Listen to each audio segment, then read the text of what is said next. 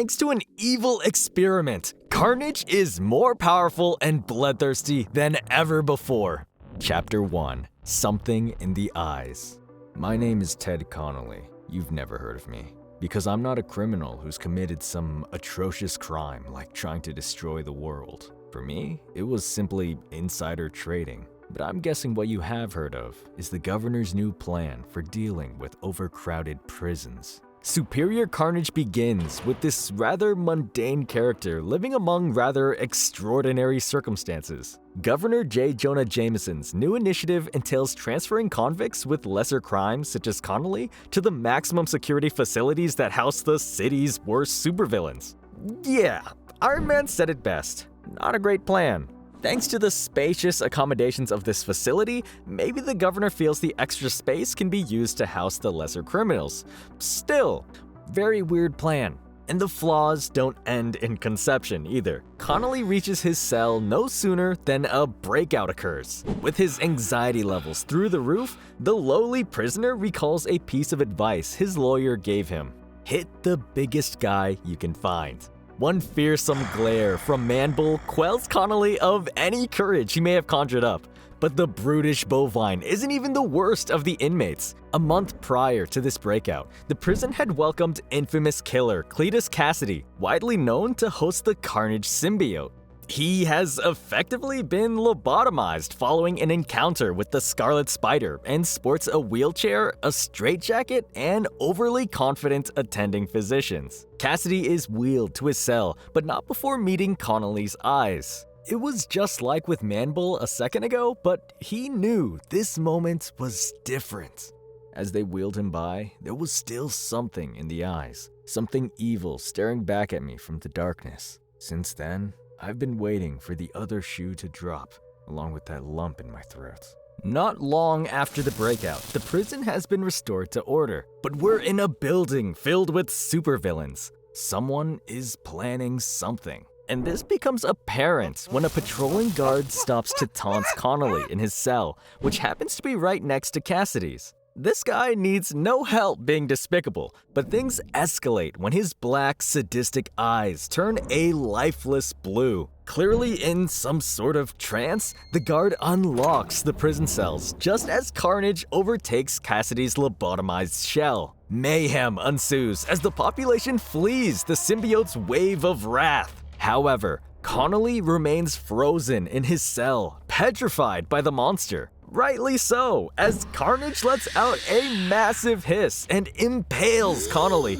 leaving the unlucky prisoner to fester in a pool of his own blood. Connolly's death, it turns out, had not been in isolation, as the villainous wizard had been watching events play out via surveillance camera. Super intelligent and equipped with armor that allows him to manipulate the minds of others, Wizard had forced the guard to free Cassidy and listen to Connolly's thoughts leading up to his death. Seeking to reinvent his classic super team, the Frightful Four, Wizard figures Carnage to be a formidable recruit. Aside from his telepathic armaments, the Wizard's equipment is capable of discharging energy blasts and even forming whips. He chooses not to utilize these in his confrontation with Carnage, opting for the mind control route. He approaches the symbiote and declares, "While your strength may be massive, your mind is now mine!" Carnage roars in protest and leaps towards Wizard. A little closer. Closer. He cannot control the beast, and it's rocketing towards him, hungry for prey. Good God, your brain is gone! With Cassidy being catatonic, there is simply no mind for Wizard to latch onto. This miscalculation results in his nearly being mauled to death by Carnage, but thankfully, an earlier calculation balanced things out. Claw, the master of sound and the Wizard's first recruit, appears to pacify Carnage. Thus, the revival of the Frightful Four continues, but their quest to control Carnage won't be an easy one. At least not as easy as subscribing to Plot Armor Comics. Chapter 2. Very much intact. With Carnage in captivity, all seems well with Wizard and his buddies. Or is it? Claw begins to question his leader's competence when given a photo of Black Tarantula and told it's Agent Venom. Wizard tries to play it off, but it's true. Ever since a tumor was discovered within his brain, the wizard had begun showing signs of mental instability, namely a religious fanaticism that developed into narcissistic superiority. This would be continually handicapped by his deteriorating brain, as evidenced by his hiccup with Claw. Wizard's insecurities burst forth as he berated his underling. "You think this means I'm slipping? That I'm not on my game? Well, let me tell you something. I'm about to perform the single greatest act of my life." This won't be just a two-person act though. Wizard introduces Claw to the final member of this renewed Frightful Four, Dr. Carl Malice, a scientist enraptured by superhuman experimentation. The bad doctor was brought along to assist for surgical reasons, with Wizard insisting they'd need to sculpt Carnage into a form more suitable to them. This seems to remind Wizard of their prisoner and the task before him. With his helmet now calibrated for the symbiotes and not Cassidy's, Wizard is confident he can now control Carnage. He frees Cassidy from his chains, while Claw releases the sonic restraints. Despite his recent history and painstaking preparation, Wizard still takes time to spit out the beginnings of a monologue. This gives Carnage the window it needs, and the symbiote lashes out, pinning Wizard against the wall. Claw moves to help, but the lizard insists he not interfere. Wizard attempts to fight back using his wrist-mounted blasters, but ultimately, Claw has to de-escalate the situation by knocking Carnage out. This stirs up something fierce in Wizard as he mumbles himself into a mania. "I won't have another of my creations taken from me. Not another one. Not like my Bentley. Not like my boy. You'll help me, won't you, son? Look at you. You've gotten so big." Prior to his pursuit of Carnage, Wizard had attempted another rendition of the Frightful Four, this time with one of his clones, Bentley 23. He considered this boy a son to him, but soon found his frightful family broken up by a ragtag group of heroes acting in the stead of the Fantastic Four. With this context, Wizard's motivations become far more clear. This is both a revenge plot and one to secure some sort of reverie in 23's eyes. Their leader's dilapidated state gives both Claw and Malice pause. Claw elaborates on Wizard's mental condition beyond the tumor plaguing his brain. The inhuman leader, Black Bolt, had toiled with the electrons within Wizard's mind following the Fantastic Four debacle. As a form of punishment, the hero had essentially triggered a form of dementia within the troubled rogue as well. And yet, the man still only needs a few moments to recover before reassuring Claw and Malice. "Rest assured, Doctor. Both my plan and my intellect are very much intact. You are free to go if you wish. But keep in mind, I will succeed, and it's in your best interest to be here when I do." Like a phoenix, Wizard rises from the ground and affixes his helmet back atop his head, and they try again.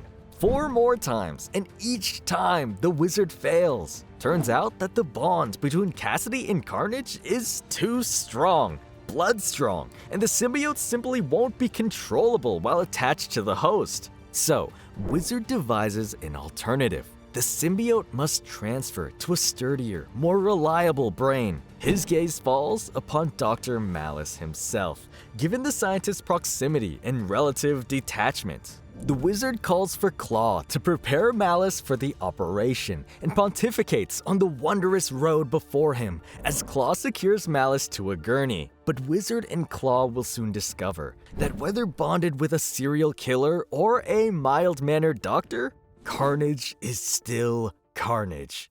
Chapter 3: Coming Alive.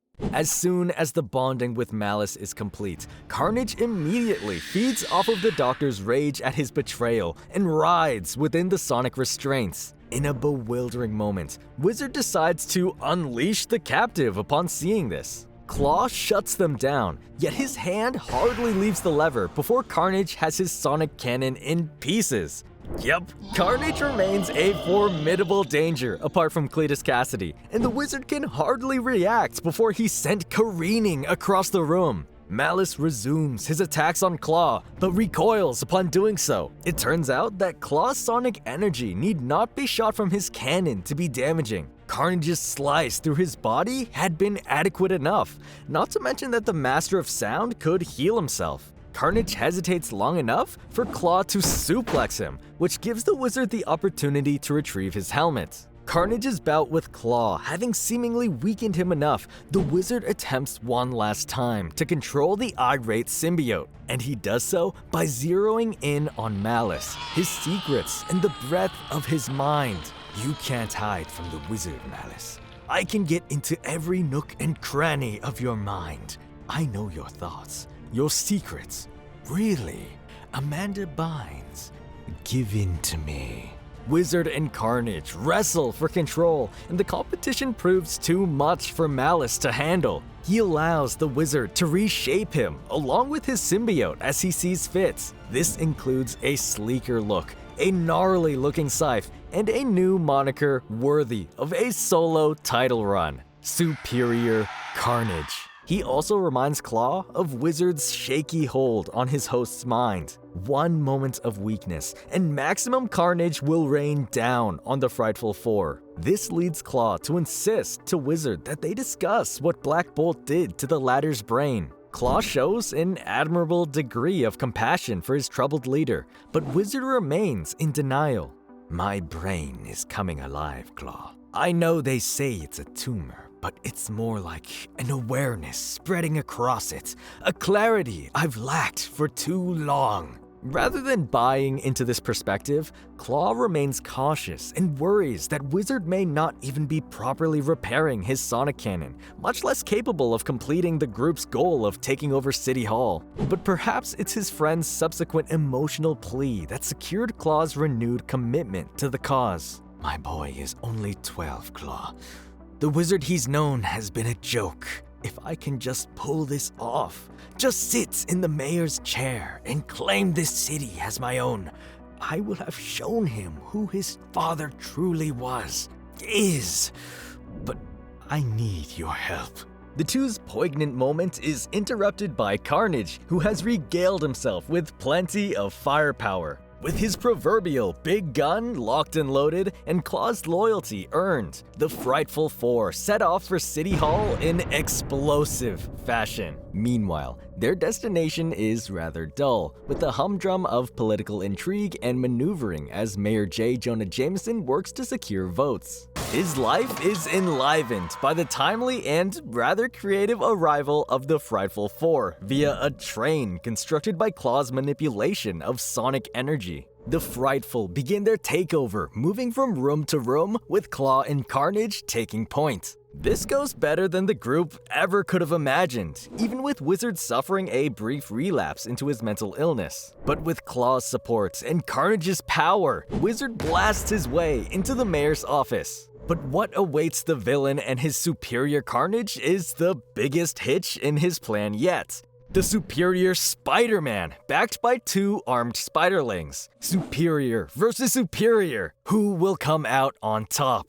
Chapter 4. Surprises. Spider-Man is almost always the smartest guy in the room, whether we're talking about Peter Parker, Miles Morales, or Otto Octavius. The latter mediates on this while awaiting the Frightful Four in the mayor's office and, perhaps unexpectedly, comes to a self-aggrandizing conclusion. Scratch the almost. I'm always the smartest person in the room, to the point where surprises are actually a rare occurrence for me. Otto cites a couple of examples that would have surprised lesser mortals, such as his own usurping of Peter Parker's body, or the Wizard's sudden emergence as a credible force. However, the Superior Spider-Man concedes a little when the Frightful arrive. When three bumbling egomaniacs make it all the way to City Hall looking as they do now, well, let's just say I was a little bit surprised.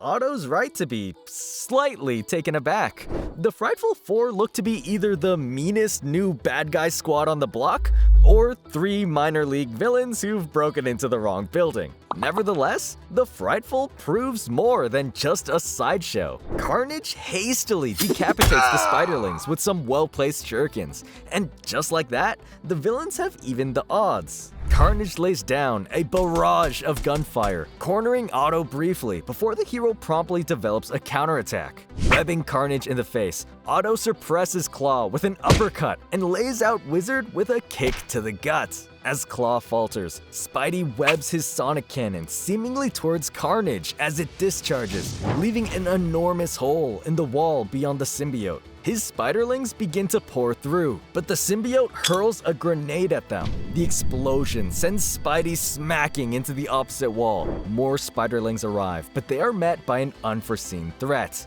Claw's mastery of sound, allowing him to increase and decrease his decibel level at will. He brings the spiderlings to their knees, leading them to begin retching and vomiting. Otto is not immune to the effects either. He becomes hopelessly dizzy and can feel his eyes vibrating in their sockets. All seems lost until Claw's arm starts to malfunction, giving Spider-Man a slim window of opportunity. He focuses on Wizard and waits for him to step into the light of a nearby window. Once he does, Spidey tackles him, and the two crash outside onto the pavement below. Paparazzi swarm Wizard and frantically inquire as to his intentions. Before they can, Otto webs Wizard up and swings off to a less public arena. They ascend City Hall, and Wizard attempts one last Hail Mary mind reading. I can still do the one thing the Wizard does best. Right now, I'm rooting around in your thoughts, taking over the crevices of your mind until you too have become my...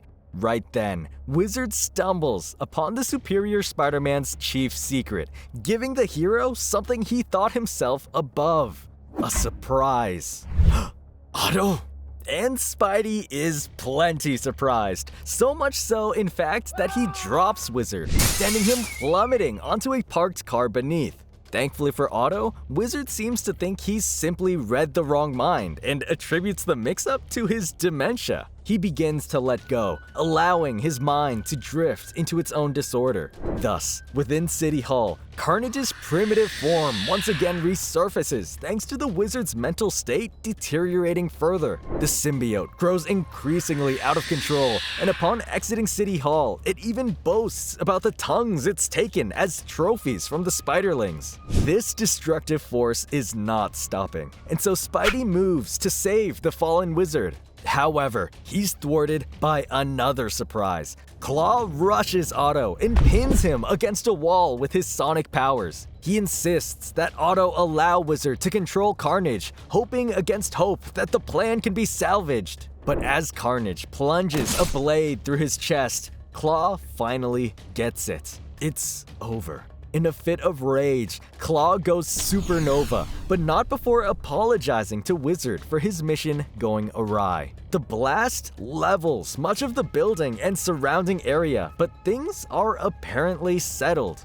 But then, Otto comes to, and finds Wizard somehow still alive and muttering to himself. I feel wet. Are these my guts? I feel funny. Like something's taking over my mind. Yikes, those aren't guts, Wiz. Chapter 5, A Promise Fulfilled. The speed of sound is approximately 760 miles per hour. As a result, Claw instantaneously returns to the sound wall upon his death, which he describes as the acoustic fabric of the universe. He's able to not only view the aftermath of the devastation at City Hall, but also the memories woven into the events playing out all around. He's particularly taken with those of Carnage and finds sympathy in the symbiote's plight against various horrors and hosts. It was abandoned by its parent, Venom, and shopped around like a weapon, all the while longing for its original host, Cletus Cassidy. Claw recognizes Carnage's similarity to a lost child. It acts like a teenager, striving for independence, yet desperate for connection with its original host, its only family. Family. A common source of pain and suffering, it seems. Claw's mind lingers on his friend Bentley the Wizard, whom he'd tried to save but seemed only to worsen. Anger and regret have stayed long after Claw's body dissipated. But then, he glimpses Bentley 23, surfing the internet and seemingly coming across footage of his father.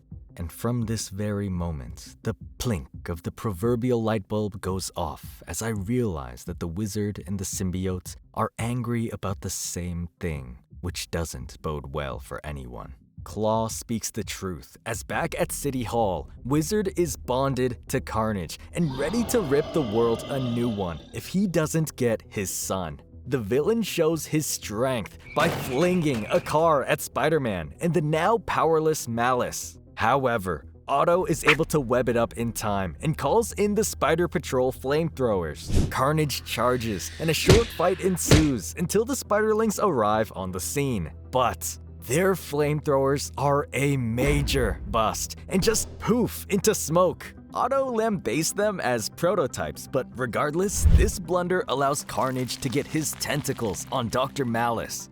The Spider Patrol is forced to watch as the bad doctor is devoured by the villain. But Carnage's attention shifts when it's revealed that a boy, claiming to be Wizard's son, has turned up on site. Otto is furious with his underling for revealing the information, but Carnage is driven into a frenzy by the Wizard's outrage, threatening to kill Spidey if his son is not handed over. Carnage exhibits his sincerity by slicing the hero's nerves, cracking his bones, and impaling him. Finally, Spidey backs down.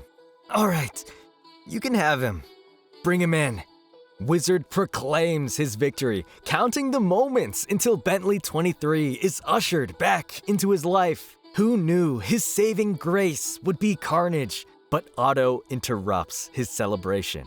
"Oh, I'm sorry, Wizard. I wasn't talking to you. I was talking to the symbiote." The Spider Patrol bring in Carnage's former host, his proper host, and his family. Cletus Cassidy, considerably scarred from being buried beneath the rubble of Wizard's base. As expected, Carnage immediately moves to return to Cassidy, ripping itself from Wizard's body and jumping to cover multiple Spiderlings. The plan had been to contain Carnage once it made the jump from Wizard, but the symbiote was too fast. Backed by the rapturous roar of thunder, Carnage returns to full strength as he moves to consume Wizard. But the weather wasn't just for show, and neither was the Master of Sound sticking around for nothing. Claw uses what power he has left in the sound wall to direct a bolt of lightning directly at Carnage. As he fades away, Ulysses watches as the symbiote is finally contained. No one will know what he did here today. They'll say that final bolt of lightning was God's work, a helping hand from nature, or just dumb luck. The truth is, it was simply an act of revenge, a mission accomplished. A promise fulfilled. Claw prepares to completely disperse across the sound wall, thereby leaving his consciousness and awareness of events in life behind. Meanwhile, Carnage is imprisoned among the Superior Spider-Man's other foes, while the proper authorities take custody of Cassidy and the Wizard. It is here that something incredible is discovered. Wizard's dementia has actually been healed. This is credited to his bonding with a symbiote, which begs the question, if he's cured, then how is Cassidy's lobotomy holding up? Chapter 6. Paint the World Red. If the Wizard's disease has been cured thanks to the Carnage symbiote, could it cure Cassidy's dire condition? It turns out, yes, very much so. And authorities waste no time with asking questions. They just cast him back into prison, with the general population this time, and things seemingly return to the status quo. Except Cassidy has a new therapist interested in him, Dr. Jenner, who has demonstrated significant pull within the prison system by having Cassidy transferred to Kramer Penitentiary in New Jersey, which is used to house minor criminals. Everyone and their mother knows that Cassidy doesn't belong there. Even Carnage, restrained with Superior Spidey's compound, shows some lingering connection to its preferred host by screeching in pain. The Spiderlings guarding it can't stand the sound of the screaming, positing that the symbiote must be displaying fear of some kind. They're not that far off, as at the penitentiary, Cassidy is shanked in the neck by one of the prisoners using a sharpened toothbrush. This sets Carnage off completely. bursting from its containment but still locked within a lab. The spiderlings can only watch as the symbiote desperately pounds against the window before seemingly dying. Meanwhile, Cassidy lies in a hospital bed at the penitentiary under the care of Dr. Jenner. Jenner seems more interested in Cassidy's connection to Carnage than his patient's actual mental and physical well-being. When Cletus speaks of feeling the symbiotes even after being separated and mutters about it needing him, Jenner ditches his warm facade and prods him further on the subject. Cletus obliges. She was screaming, but she's done. Done gone quiet, but I could still hear the little one. What little one is he feeling? Well, Otto has been busy since he did away with the Frightful Four. The Superior Spidey decided to ship out samples of Carnage for study, albeit with them being chemically altered and unable to reproduce further. Cassidy feels one of these smaller samples as it perhaps matures and begins to call out to him as its mother did. But this little guy isn't its mother. It's young, strong, and prepared to go the distance to reach Cassidy. First, it pops through a microscope to bond with one of the scientists studying it at Morse Laboratories, located across the country in New Mexico. When she comes home to her abusive husband, it doesn't take long for this little Carnage to put a permanent stop to that. Then, in an epic cross-country road trip, this little Carnage jumps from the scientist to a shopkeeper, to an innocent traveler, then a trucker, all the while discarding the weakened bodies it had been in before. Carnage used the trucker to approach an officer, who in turn sped through a drive-thru and finally nestling this helpless fast food worker in the backseat of a seemingly innocent bystander. Once the man returns to his vehicle, Carnage jumps from his current host and inhabits the driver. Turns out, this is no regular civilian. He's the warden of Kramer Penitentiary. Wow, that was lucky. He skulks into the penitentiary and into Cassidy's medical room. As he approaches his goal, his final destination, Dr. Jenner peeks his annoying, creepy face in, but he's not at all troubled by what he sees. In fact, he's been waiting for it and pleads with the symbiote. You can always adopt a new host, one who is worthy of you, one who has dreamed of this, of your embrace. The symbiote didn't come for piety. It haphazardly slaps away Jenner with its tongue and jumps to Cassidy. The reunion is complete. All is wrong with the world again, and Carnage couldn't be happier. Look out, world! Lock your windows, bar your doors, make sure your life insurance premiums are up. Cletus and Carnage are together again, and this time, we're gonna paint the whole damn world red. Let it be known that Cassidy is nothing if not a man of his word. Beginning with his smothering of Jenner, Carnage unleashes his namesake on the penitentiary. We're talking guards, fellow inmates, scientists. Nobody walks out of there except for Carnage. If anything, it's a statement to the heroes who find it and we who witness it. Carnage is home again. So much to do. So much wasted time, wasted energy to make it right. Old times come again. And Carnage would certainly make up for lost time with his battle to the death against Deadpool.